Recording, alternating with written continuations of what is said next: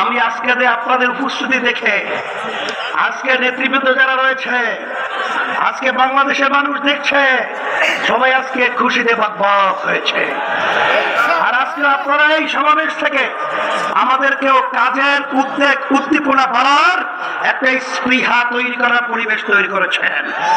এই জন্য আপনাদের সকলকে আমি ধন্যবাদ জানাই। যারা আয়োজন করেছেন তাদেরকে ধন্যবাদ জানাই।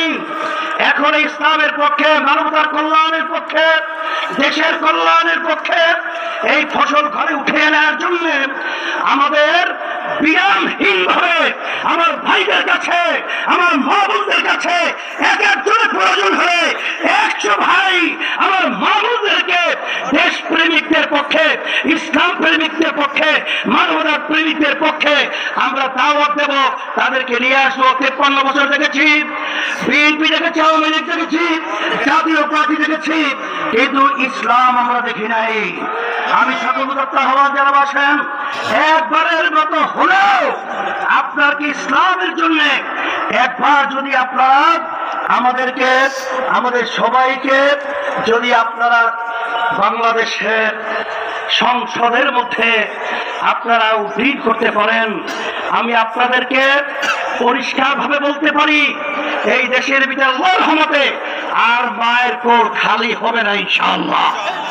আর চাঁদাবাজি থাকবে না, আর গুন্ডা থাকবে না, আর এরকম অবিচার এই বাংলাদেশের মধ্যে থাকবে না ইনশাআল্লাহ। আর দেশ দিন আর দিন উন্নয়ন লাভ করবে, এটাই হলো বাস্তবতা।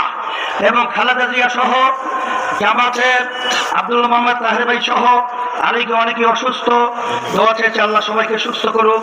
ওয়া আখির দাওয়ানা আলহামদুলিল্লাহি রাব্বিল আলামিন। সকলকে ধন্যবাদ।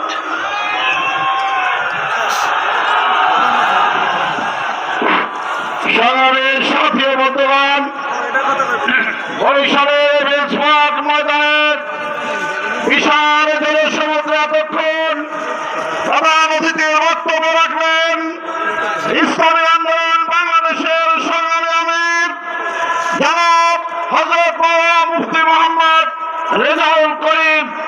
সংগ্রামী বন্ধুগণ, আমাদের কাছে যতটুকু সংবাদ আছে, এই সমাবেশ, এই মাঠ পেরিয়ে বরিশালের সকল অনেক গলিতে লোকারণ্য হয়ে গিয়েছে।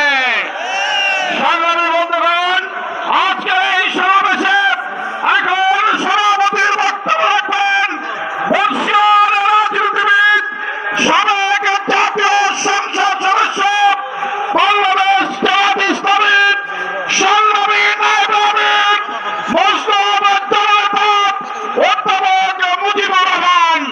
আজকের এই জনসমুদ্রের সংগ্রামী সভাপতি অধ্যাপক মুজিবুর রহমান।